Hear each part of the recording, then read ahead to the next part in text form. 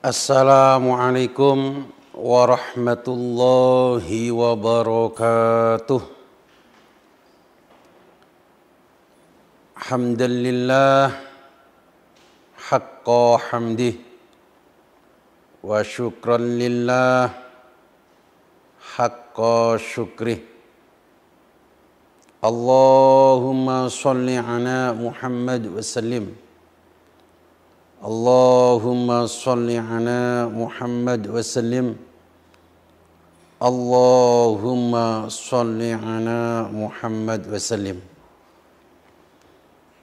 Pemirsa, pemerhati Qalbun Salim, Soimin soimat, muslimin muslimat, mukminin mukminat dimanapun Anda berada, yang terhormat dan yang kami hormati, yang mulia dan yang kami muliakan.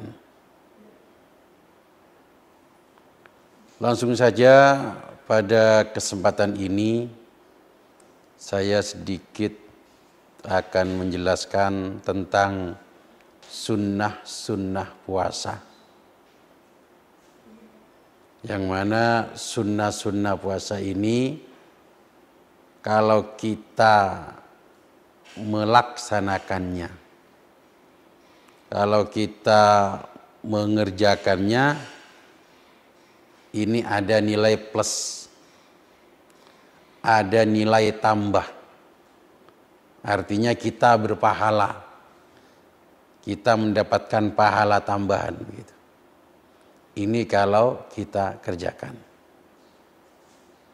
Adapun ketika kita tinggalkan, tidak kita kerjakan, itu pun tidak berdosa, tidak bermasalah, atau puasa kita tetap sah-sah saja, nggak ada pengaruhnya dengan keabsahan puasa kita.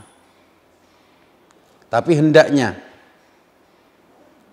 agar puasa kita itu lebih maksimal, ibadah puasa kita di bulan Ramadan ini lebih maksimal, maka semaksimal mungkin kita berusaha untuk melaksanakan sunnah-sunnah tersebut. Pemirsa pemerhati Qalbun Salim dimanapun Anda berada, sunnah-sunnah puasa, sunanus saumi, ya, sunanus saum, sunnah-sunnahnya puasa. Yang pertama, ta'jilul fitri, bersegera untuk berbuka.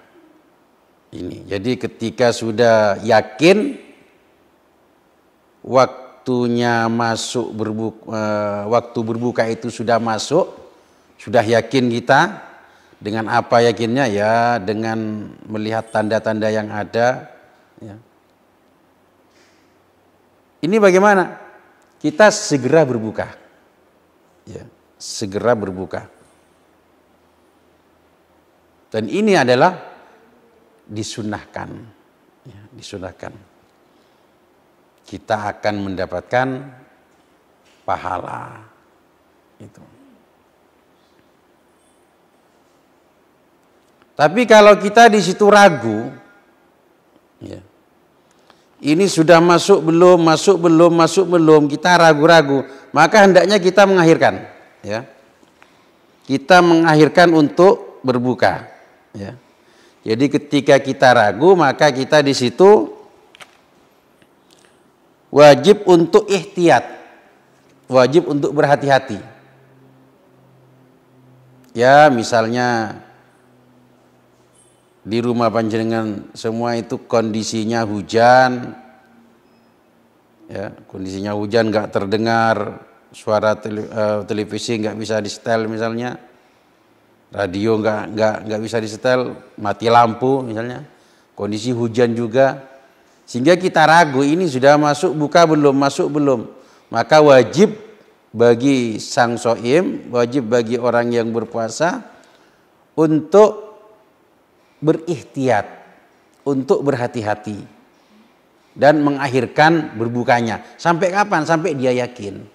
Begitu. Dan ini bisa saja terjadi, ya. Keraguan-raguan ini bisa saja terjadi. Ya contohnya seperti tadi. Tiba-tiba lampu mati pemadaman misalnya, kita nggak bisa mengakses televisi, ya. HP-nya pun juga ngedrop. Radio nggak bisa kita dengarkan. Sehingga ini masuk enggak buka ini. Masuk enggak buka ini, waktu buka ini. Nah, dalam kondisi semacam ini karena kita ragu, wajib bagi orang yang berpuasa ini untuk berihtiyat, berhati-hati. Yaitu mengakhirkan buka, tidak disegerakan, ya, diakhirkan berbukanya gitu. Kemudian yang selanjutnya yang nomor 2, as-suhur walau bijur'ati ma'in. Hendaknya orang yang berpuasa itu bersahur, makan sahur, walaupun hanya seteguk air. Ini. Oke pemirsa, berarti di sini saya bacanya suhur. Suhur dengan sahur itu beda loh. Ya. Kalau suhur itu adalah pekerjaannya. Jadi di waktu sahur, ya, orang tersebut makan, pekerjaan bersahur itu tadi loh. Aktivitas makan sahur itu loh. Itu namanya suhur. Kalau sahur itu mayuk kalu sesuatu yang dimakan. Itu kalau sahur, kalau dibaca tahsinnya. Jadi bangsone rawon, ya, pecel, sego tempong, sego tepas dan lain sebagainya. Ini namanya sahur. Jadi sesuatu yang dimakan waktu sahur itu namanya sahur. Kalau pekerjaannya namanya suhur. Ya sebenarnya kalau kita berangkat dari sini yang pas itu untuk membangunkan orang yang mau makan sahur itu ya suhur-suhur gitu sebenarnya, suhur bukan sahur, karena kalau sahur itu makanannya itu tadi. Tapi kalau suhur itu pekerjaannya, yang pas itu ya bilangnya suhur gitu. Tapi enggak lumrah, ya, enggak lumrah. Nanti orang kaget, mana ini kok malah jadi suhur sekarang, biasanya sahur gitu. Nah, ya walaupun enggak sesuai dengan maknanya ya sebaiknya kita ini seperti biasa saja, ya sahur gitu aja. Long itu enggak jadi pitakon kubur gitu aja. Nah, cuman kalau dalam segi memaknainya yaitu tadi. Sahur adalah sesuatu yang dimakan di waktu sahur, sementara kalau suhur itu adalah pekerjaannya. Begitu. Jadi kita disunahkan makan sahur itu disunahkan kita. Dan sahur itu enggak harus makan nasi, enggak harus. Bisa hasil sahur kita itu dengan seteguk air. Itu sudah hasil. Ya kalau pemirsa pemerhati di situ malas, biasanya kan malas makan waktu itu kan. Yang semangat makan itu kan waktu buka. Ya, waktu buka itu nggak usah lauk yang enak sudah. Yang nggak enak habis, ludes. Waktu buka itu. Tapi kalau sahur itu malas biasanya mau makan. Nah, justru malas itu harus dilawan. Ya. Karena apa? Karena ada pahala di situ. Ada sunnah di situ. Apa? Kita makan sahur. Anda nggak mau makan nasi, silakan. Gak apa. Tapi usahakanlah paling tidak minum air, atau minum kopi, ya, atau minum teh hangat atau apalah dengan niatan untuk bersahur itu tadi. Karena itu disunahkan. Gitu. Jadi nggak harus makan nasi, nggak harus. Walaupun seteguk air itu sudah hasil maksud daripada sahur itu tadi.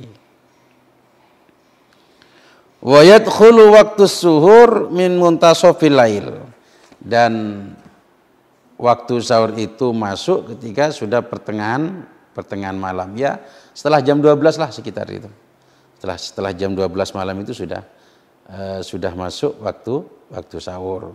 Ya kalau jam 10 itu bukan sahur, namanya mentong. Kalau orang Jawa Kulon itu namanya mentong. Ya, makan malam itu orang Jawa Kulon ngarane mentong. Ya. Apalagi jam 9. Ya, 9 itu belum dapat kesunahan sahur jam 9. Itu hanya sekedar nambah buka puasa gitu aja. Jadi waktu berbuka kurang full tadi, ditambah lagi jam 9 malam, itu bukan sahur. Ya. Jadi setelah masuk pertengahan malam, ya pertengahan malam. Sekali lagi ya sekitar jam 12, jam 1 itu sudah masuk waktu suhur, waktu sahur itu. Selanjutnya disunahkan lagi yang nomor 3 apa? Takhirus suhur. Ya. Mengakhirkan sahur itu. Jadi sahur itu sendiri sunnah. Ya. Mengakhirkan sahur itu juga sunnah. Jadi plus ini, ya plus. Kalau kita makan jam 1 malam, jam setengah 2, jam 2, itu bagaimana? Kita dapat kesunahan makan sahur. Tapi enggak mendapatkan takhirus suhur. Tidak mendapatkan kesunahan mengakhirkan makan sahur. Lah agar kita dapat double pahalanya, yo makan sahur, yo diakhirkan. Tapi jangan sampai kebablasan, ya sampai kebangetan mengakhirkannya, jangan sampai. Ukurannya berapa? Ukurannya kita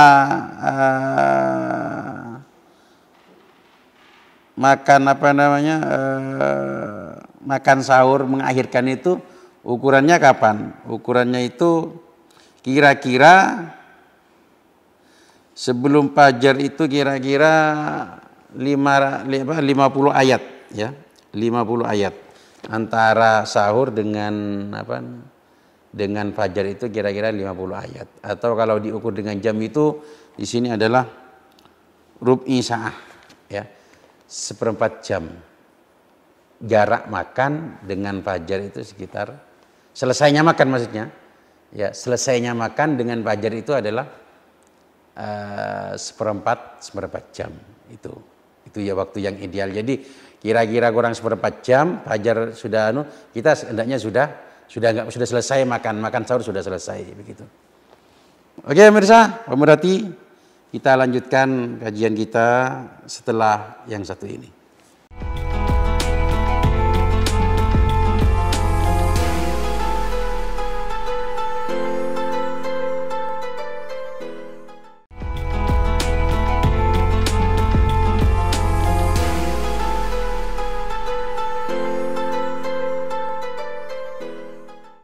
Oke pemirsa, pemerhati, muslimin muslimat, soimin soimat, mukminin mukminat dimanapun Anda berada, kita lanjutkan kajian kita pada saat ini. Jadi kita tadi dianjurkan untuk takhirus suhur, mengakhirkan sahur. Ya. Wa yumsiku nadban alal akli qoblal fajri binahwi khamsina ayat. Jadi kita sebelum fajar itu disunahkan untuk imsak sudah. Untuk menahan sebelum fajar. Sekitar 50 ayat. Kira-kira segitu. Ya, jadi kalau dibuat ukuran jam itu ya sekitar 1/4 jam. Tapi alhamdulillah di daerah kita sudah ada itu peringatan al-imsak. Ini ketika ada suara al-imsak di masjid maupun di mushola, di radio-radio. Ini bukan berarti sudah masuk fajar, belum. Fajar belum keluar fajar, belum terbit fajar, sotik itu belum terbit. Itu kira-kira mungkin masih kurang 10 menit. Ya. Kalau di sini ya paling tidak kan 15 menit. Nah, mulai jarak itulah sebelum fajar itu muncul, ya, kira-kira fajar itu akan muncul 15 menit lagi. Kita sudah imsak, dianjurkan, disunahkan untuk imsak. Artinya sudah mulai ya persiapan sudah, ya jangan makan, jangan minum, sudah dianjurkan seperti itu. Ya. Jadi idealnya begitu tadi, kita dianjurkan untuk mengakhirkan sahur. Batasannya berapa?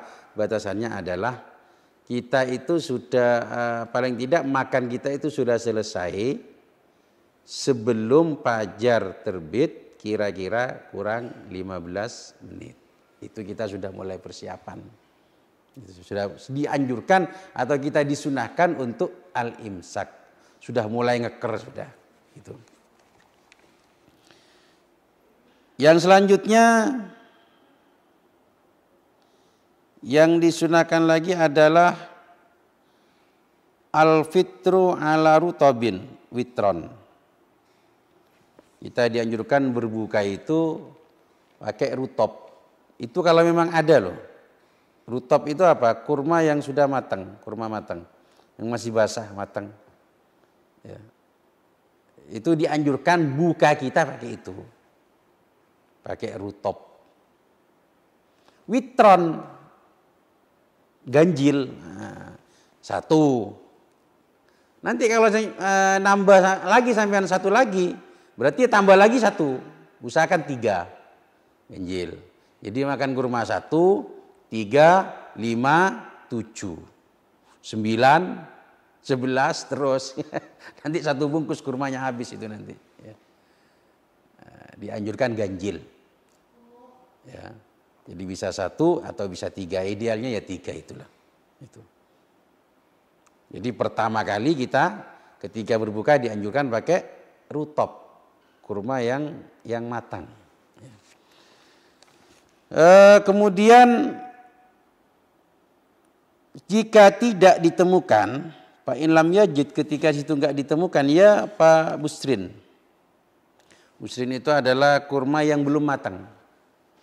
Jadi rutop nggak ada, yang matang nggak ada, ya pakai kurma busr apa, yang belum matang, belum masak.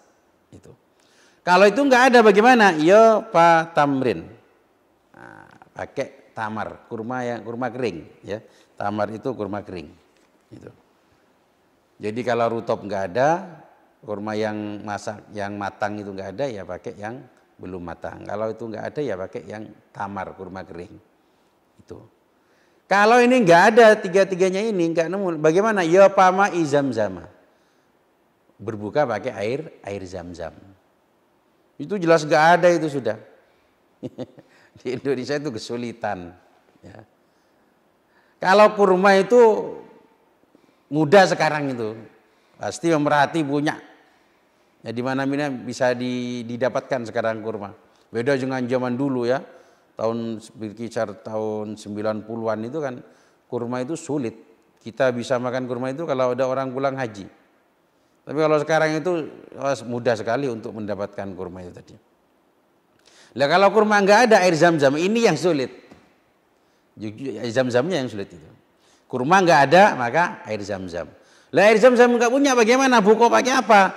Ya pamain air biasa. Ya. Air biasa, ya terserah apa air mineral itu apa, terserah, penting air biasa. Kurma nggak punya, ya pakai air zam-zam. Air zam-zam jelas nggak punya, pakai air biasa. Lah air biasa pun nggak ada, kebangetan lagi, ya. Kebangetan. Bagaimana? Ya Pak Hulwin. Ya. Hulwin itu sesuatu yang tidak terkena api. Seperti madu, itu kan nggak terkena api. Ya, kita bisa langsung mengkonsumsinya. Ya. Madu nggak terkena api ini, itu namanya hulwin. Kalau itu nggak ada, ya minuman-minuman yang tidak terkena api, itu nggak ada bagaimana? Ya, halwa. Halwa itu apa? Halwa itu adalah minuman sesuatu yang terkena api. Iya kayak kolak itu halwa termasuk. Ya. Sesuatu yang terkena api, kolak, terus kemudian apa lagi? Ya, es teh itu juga terkena api, yaitu ngodok airnya pertama kali itu bikin tehnya itu tadi yang terkena api. Jadi urutannya begitu. Ketika kita berbuka, yang pertama kali kita dianjurkan pakai rutop. Rutop enggak ada, pakai buser. Busur nggak ada pakai tamar. Tamar nggak ada pakai air zam-zam. Air zam-zam nggak ada pakai air biasa. Air biasa nggak ada pakai hulwin. Hulwin nggak ada pakai halwa. Itu tadi. Ini urut-urutannya. Jadi jangan langsung nasi, kaget perutnya. Ya. Jangan langsung nasi. Ini dulu urutan-urutan ini. Jadi perut kita itu kan kalau dikasih makan semacam ini kan nggak kaget. Kalau langsung puasa, apalagi puasa langsung buka pakai rokok, waduh ini lagi perih nanti perutnya ini tadi. Jadi itu, ya seminim-minimnya kita berbuka itu ya pakai air lah paling itu, pakai air. Baru setelah itu mau makan nasi apa terserah, yang penting bukanya pakai itu. Kemudian yang kelima, tadi yang keempat adalah berbuka pakai rutop dan seterusnya tadi. Sekarang yang kelima, kesunahan kita ketika berpuasa apa? Al-ityanu bidu'ail iftar. Kita melaksanakan doa iftar. Ya, doa iftar. Doa iftar itu bagaimana? Kalau di sini Allahumma laka sumtu wa bika amantu wa ala rizqika aftartu dhahabat dama'u wabtalatil uruku wa thabatal ajru insyaallah. Alhamdulillahilladzi a'anani fasumtu wa razaqani faftartu. Allahumma inni as'aluka bi rahmatika allati wasi'at kulla syai'in antaghfirli. Habis itu berdoa yang lain lah terserah. Ini doa yang dianjurkan itu ketika kita berpuasa. Ya. Ini ada lagi doanya ya macam-macam doa itu. Doa iftarnya itu. Ada yang Allahumma laka sumtu wa ala rizqika aftartu wa bika amantu wa alaika tawakkaltu dhahabat dama'u wabtallatil uruku wa thabatal ajru insyaallah taala. Ya wasi'al fadli ikfirli. Alhamdulillahilladzi a'anani fasumtu wa razaqani fa aftartu. Juga seperti ini juga bisa, ya. Banyak macamnya. Ya. Ada yang singkat. Ada yang Allahumma laka sumtu wa bika amantu wa ala rizqika aftartu dhahabat damu wa abtalatil uqu wa sabatartu insyaallah. Sudah ada, berhenti di situ sudah ada yang semacam itu. Nah. Jadi ketika kita berbuka, kita dianjurkan untuk membaca doa ini tadi. Entah baca yang panjang atau yang singkat, yang penting usahakan membaca doa itu tadi. Karena apa? Karena doa ketika kita berbuka itu mustajabah. Ya, mustajab, dikabulkan oleh Allah Subhanahu wa taala. Jadi bahkan habis berdoa ini ya, habis membaca apa? Membaca doa-doa ini tadi, silakan mau berdoa apa lagi, minta apa silakan. Apa minta jodoh, apa minta apa, terserah. Yang penting doa-doa itu tadi dibaca dulu. Nah, kemudian pemirsa memerhati qaulun salim dimanapun Anda berada. Yang perlu diperhatikan lagi adalah doa ini adalah doa iftar. Ya. Doa ini adalah doa akibal fitri. Doa setelah berbuka. Ya, doa ini tadi. Doa setelah berbuka. La qablahu wa la indahu. Bukan sebelum berbuka. Seperti banyak yang dipraktekkan di sekitar kita. Ya. Dan juga bukan ketika berbuka. Tapi setelah akibal iftar atau akibal fitri. Setelah berbuka. Maksudnya bagaimana? Pokoknya sudah hasil iftar, sudah hasil apa? Kita berbuka, itu baru mulai doa itu tadi. Jadi kan kebanyakan begini berdoanya. Sudah masuk waktu berbuka, ya, di masjid-masjid, di musola-musola, ST sudah di depan mata, ya, kurma di depan mata, nggak segera dimakan. Justru bagaimana? Justru membaca begini, Allahumma laka sumtu. Ya. Wa ala rizqika aftartu. Seterusnya baru dimakan. Ya. Lah ini bagaimana? Ini kurang pas pemirsa. Apakah bersalah? Tidak, tidak bersalah. Cuman penempatannya kurang pas. Dan terus kemudian yang pas bagaimana, penempatannya bagaimana? Akan saya jelaskan setelah pariwara berikut ini.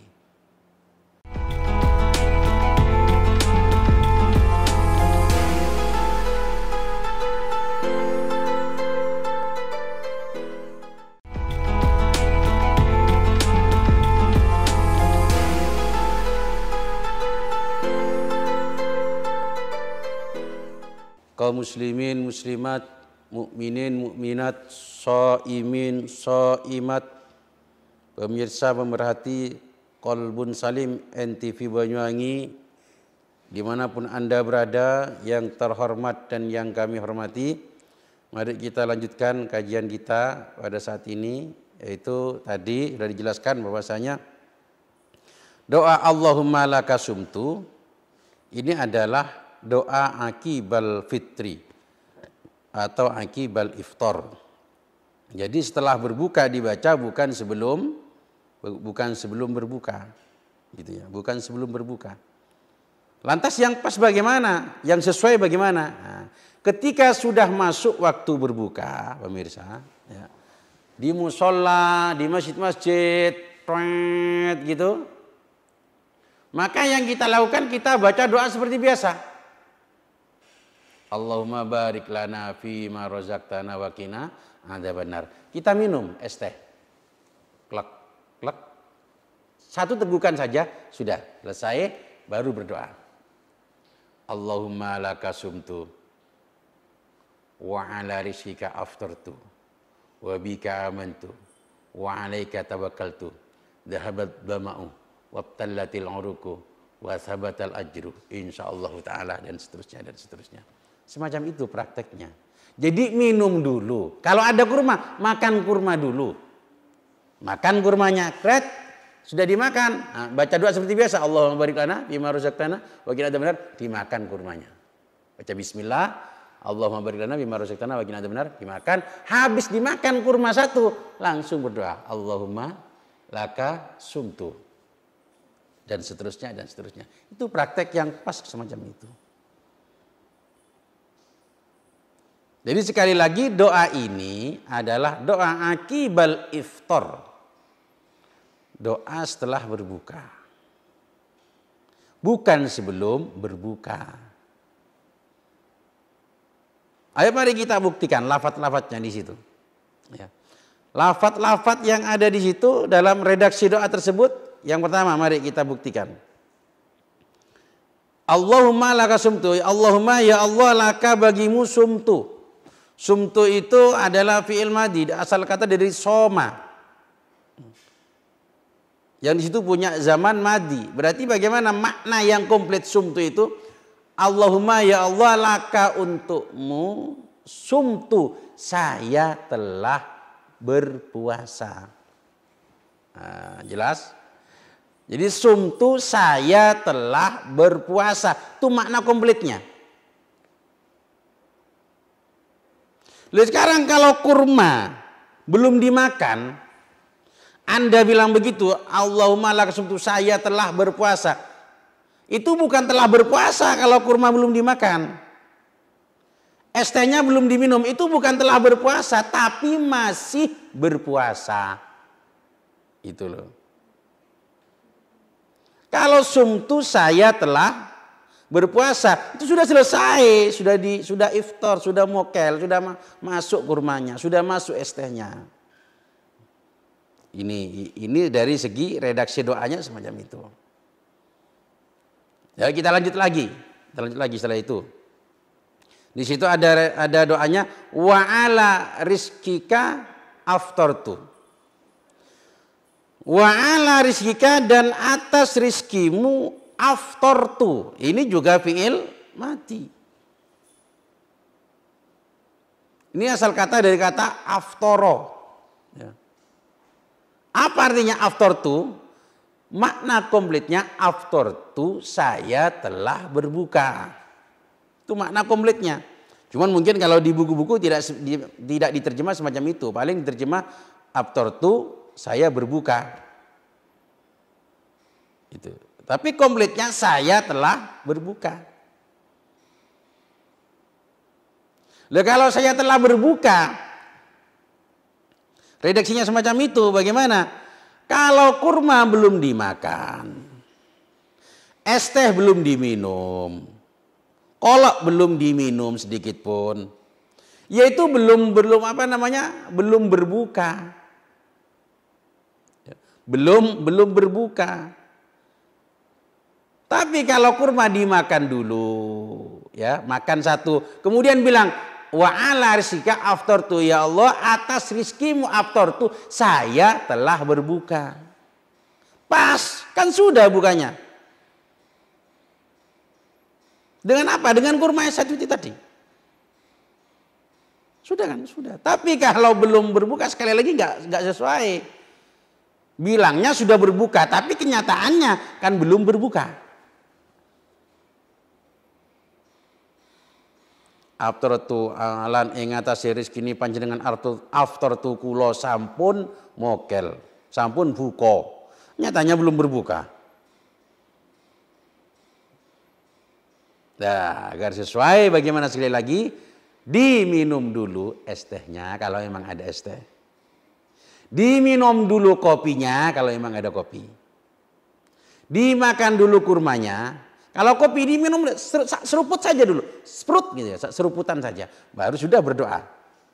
Jangan habiskan satu gelas baru berdoa, jangan. Pokoknya seruput kira-kira sudah menghasilkan iftar, sudah menghasilkan buka, ya sudah langsung berdoa.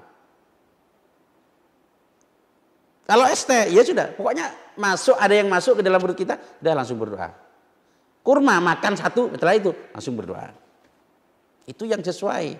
Jadi kalau sudah masuk bagaimana? Wa ala rizqika, dan atas rizkimu aftartu kulo sampun buka. Saya sudah berbuka, pas sesuai dengan realitanya yang ada, pas gitu. Lanjut lagi. Di situ di doanya ada, ya Allah, ada apa lafadznya itu tadi? Dhahabat dhama'u. Dhahabat dhama'u. Dhahaba. Ini ya fi'il madhi juga. Dhahaba maknanya apa? Telah hilang makna komplitnya.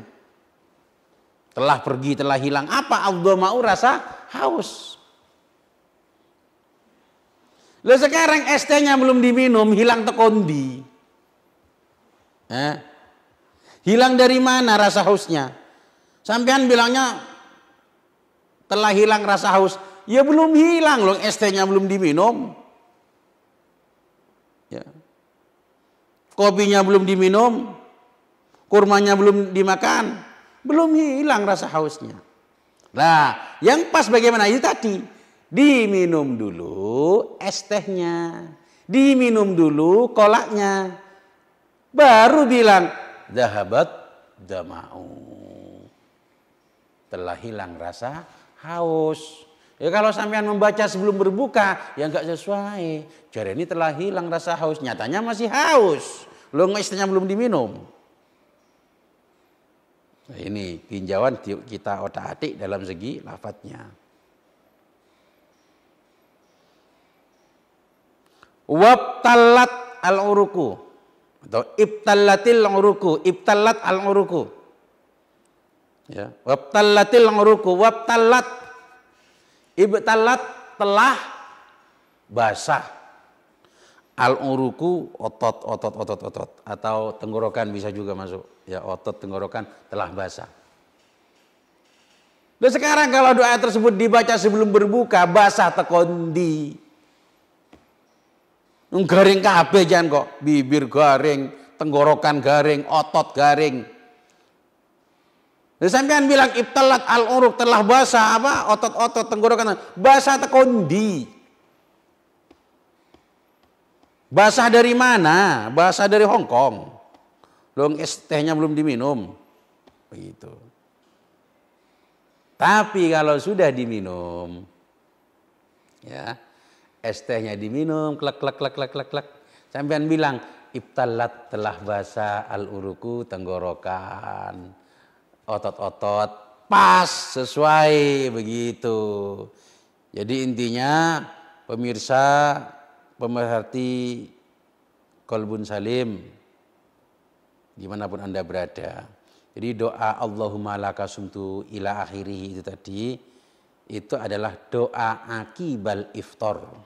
Ya, doa setelah berbuka.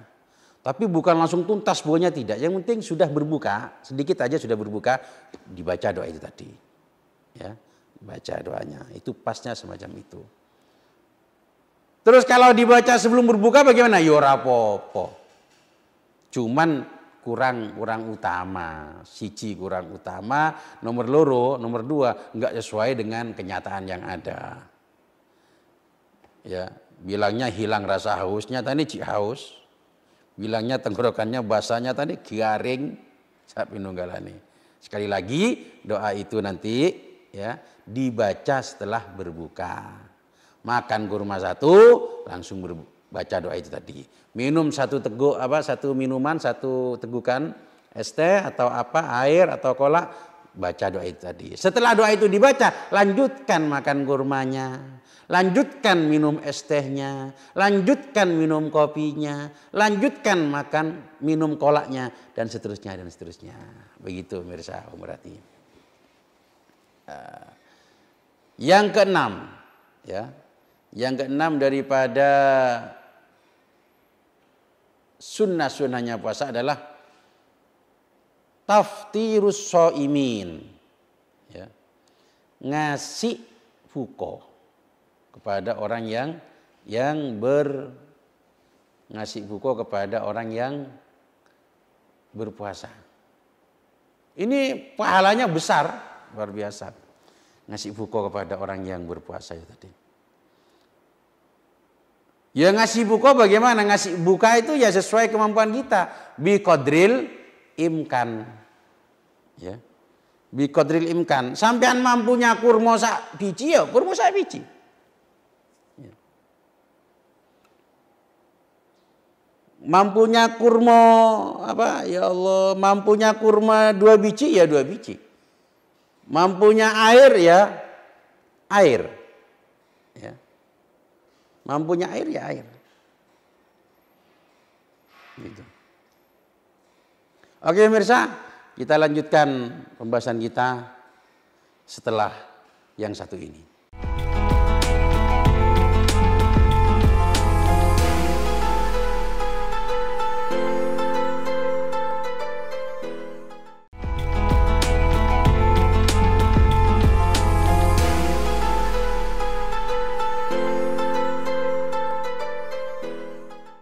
Kaum muslimin, muslimat, shaimin, shaimat, mukminin, mukminat, dimanapun Anda berada, kita lanjutkan kajian kita. Bahwasanya sangat dianjurkan pada bulan Ramadan kita ngasih buka pada orang yang berpuasa. Rasulullah sallallahu alaihi wasallam bersabda, "Man fattara shaiman kana lahu mislu ajrihi kana lahu mislu ajrihi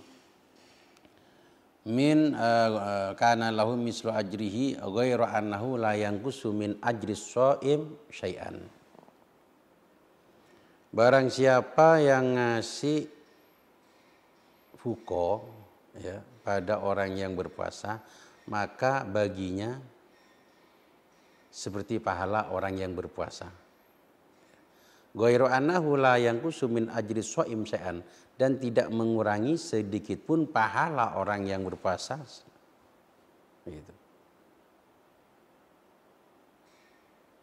Dan ini perlu digarisbawahi, ini buka puasa loh ya, sedekah pada orang yang berbuka puasa. Jadi apa yang kita kasihkan itu dibuat berbuka. Beda halnya kalau malam hari panjenengan nggawa kolak, nggawa jajan, nggawa gorengan pada orang yang tadarus di masjid, orang tadarus di musola. Kalau itu bukan yang dimaksud itu. Kalau itu sedekah reguler itu, ya sedekah biasa, pahala ya berpahala, gitu. Cuman yang bersedekah kita ngasih bukuan, ngasih buka puasa, ngasih takjil kepada orang yang berpuasa, ini pahalanya yang ngasih ini tadi itu seperti orang yang pahalanya seperti orang yang berpuasa dan tidak mengurangi sedikit pun pahala orang yang berpuasa. Itu. Sehingga berangkat dari sini Syekh Izzuddin bin Abdissalam beliau mengatakan bahwasanya orang yang ngasih takjil, ngasih bukuan kepada 36 orang, maka seperti halnya berpuasa setahun. Lah kalau setiap tahun, setiap Ramadan ngasih buku 36 orang, besok Ramadan besok juga begitu 36, besok terus dan seterusnya. Itu sama halnya pahalanya seperti orang yang berpuasa sepanjang masa. Loh kenapa kok demikian? Nah, rinciannya begini pemirsa. Al-hasanah itu asyru amsalihah. Ya. Kebaikan itu 10 kali lipat. Ya. Kebaikan itu 10 kali lipat. Kalau Anda puasa 1 hari, itu pahalanya seperti berpuasa 10 hari. Kalau Anda berpuasa 1 bulan, itu pahalanya seperti 10 bulan. Nah sekarang, kalau Anda ngasih takjil 1 orang, ini pahalanya kan seperti orang yang berpuasa. Kalau Anda ngasih 1 orang, takjil 1 orang, ini berarti sama halnya ngasih 10 orang pahalanya. Begitu. Nah sekarang kalau yang dikasih 36 orang, berarti sama halnya kita itu ngasih 360 orang. Gitu.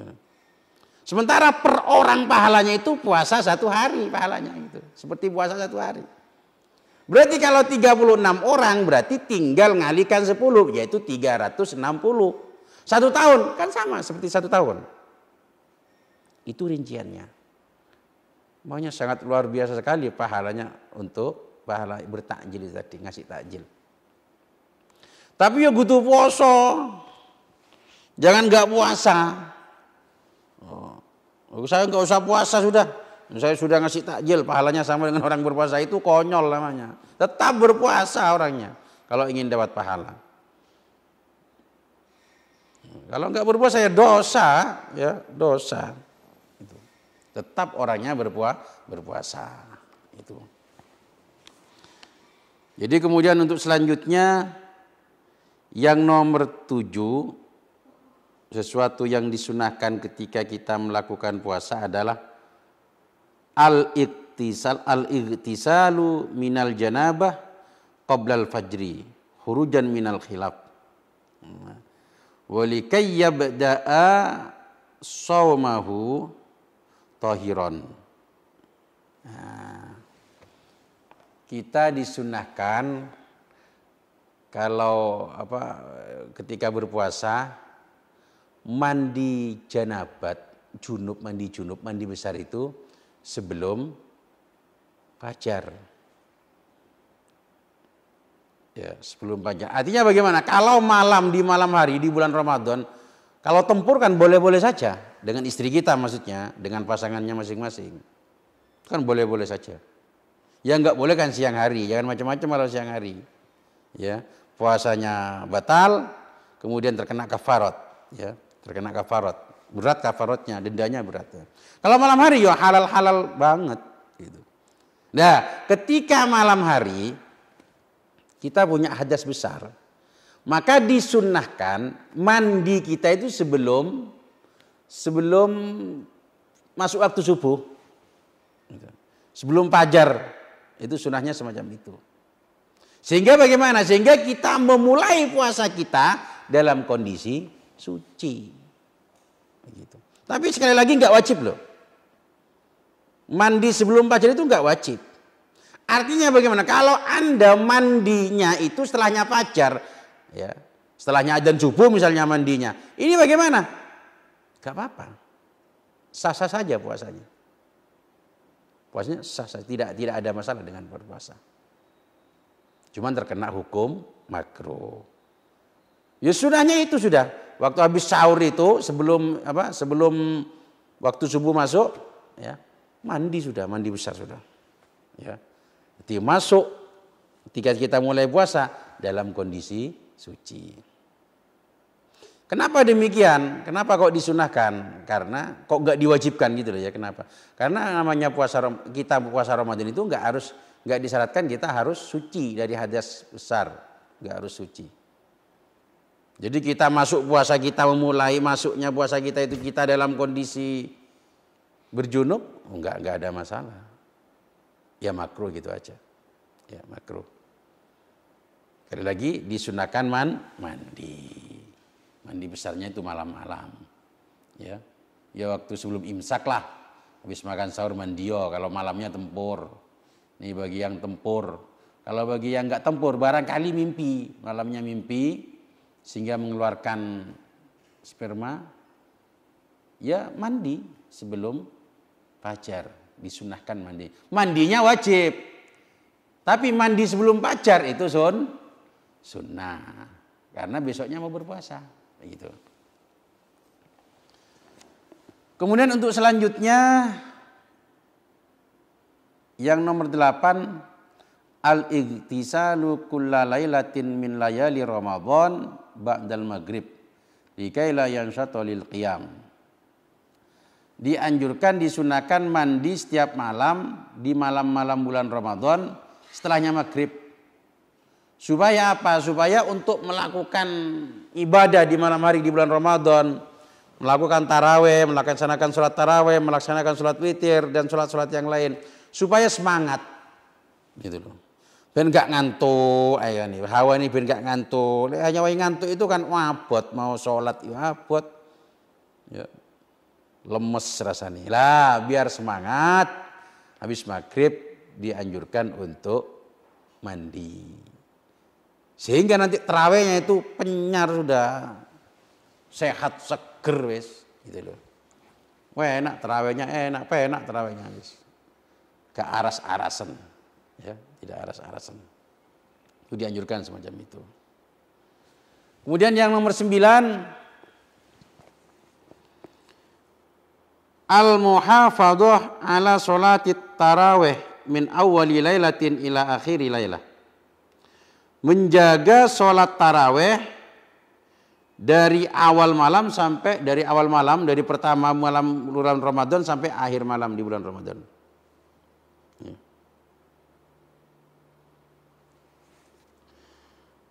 Qala alaihi salatu wassalam, Rasulullah sallallahu alaihi wasallam bersabda, "Man qama Ramadan imanan wa ihtisaban, ghufira lahu ma taqaddama min dambihi." Ya. Wal maksud bi qiyami Ramadan salatut tarawih. Di sini man qama Ramadan, ya. Barang siapa yang qiyamul lail, maksudnya ya, melaksanakan ibadah di bulan Ramadan dengan iman dan mengharapkan pahala, maka diampuni dosa-dosanya yang terdahulu. Maksud qiyam di sini, man qoma, barang siapa yang qiyam di malam bulan Ramadan, maksudnya qiyam di sini apa? Sholatut tarawih. Ini. Hendaknya enggak absen, ya, bagi cowok ini ya, bagi cowok maksud saya ini, enggak absen. Lek cewek itu rata-rata absen. Soalnya tamunya datang. Ya, tamu bulanannya itu datang. Lek cowok usahakan jangan absen. Telat di masjid. Gak sempat di masjid misalnya, kegiatan Anda terlalu padat. Gak sempat tarawih di musola karena terlalu padat kegiatannya. Bagaimana? Tarawih dewe. Jangan sampai ditinggalkan sholat tarawih itu tadi. Ya. Kita menjaganya, jangan sampai kita meninggalkan sholat tarawih. Nah, sholat tarawih itu berapa rakaat sih? Ya kalau sholat tarawih berapa rakaat? Ya 20 rakaat. Namanya sholat tarawih itu 20 rakaat. Terus yang ngerjakan misalnya kurang dari 20 rakaat bagaimana? Misalnya mengajarkan 16 rakaat, 12, 8 itu bagaimana? Ya dapat pahala sesuai yang dia kerjakan.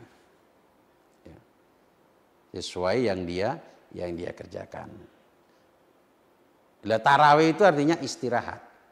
Ya, artinya tarawih itu istirahat. Kenapa kok istirahat? Karena setiap setiap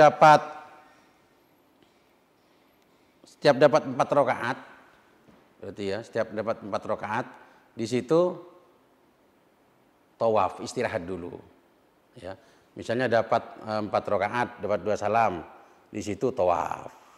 Nanti dapat 4 rakaat lagi 2 salam, tawaf, istirahat, tapi istirahatnya tawaf, itulah. Kemudian dapat berapa lagi? Ditambah 4 lagi dapat 12 rakaat tawaf. Dapat 16 rakaat ini tawaf. Istirahat setiap dapat 4 rakaat itu, setiap dapat 4 rakaat dapat 2 salam, itu istirahat. Istirahatnya bagaimana? Pakai tawaf. Dipakai tawaf itu. Ada istirahatnya sehingga disebut dengan tarawih, sholat tarawih. Itu sejarahnya semacam itu. Cuman di sekitar kita nggak usum itu istirahat langsung kesuwen. Ya. Sebenarnya awalnya semacam itu. Setiap dapat 2 salam 4 rakaat, 2 salam 4 rakaat istirahat. Cuman istirahatnya dulu orang dulu itu dibuat tawaf. Ya. Sehingga inilah disebut dengan sholat tarawih. Tarawih itu artinya istirahat. Gitu loh. Lah cuman orang Madinah ini kalau sholat taraweh itu 36 rakaat. Kenapa? Karena kalau orang Mekah di situ kan setiap dapat 4 rakaat 2 salam itu kan tawaf. Lah orang Madinah enggak bisa tawaf karena enggak ada Ka'bah di situ. Maka ditambah tawafnya orang Madinah itu ditambah, diganti oleh orang Madinah, tawafnya orang Mekah diganti oleh orang Madinah dengan apa? Dengan 4 rakaat ditambah. Berarti 4 rakaat, 4 istirahatan. Itu kalau 4 dikali 4 kan 16. Ya.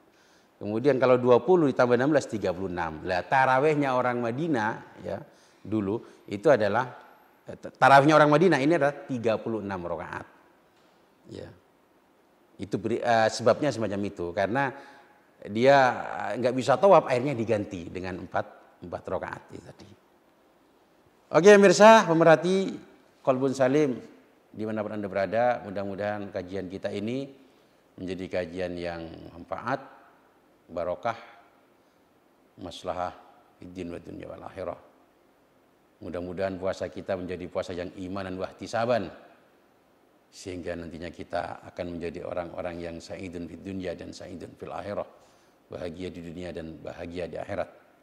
Terima kasih atas segala perhatian, mohon maaf atas segala kekurangan. Wallahul muwaffiq li aqwamit thariq. Wassalamualaikum warahmatullahi wabarakatuh.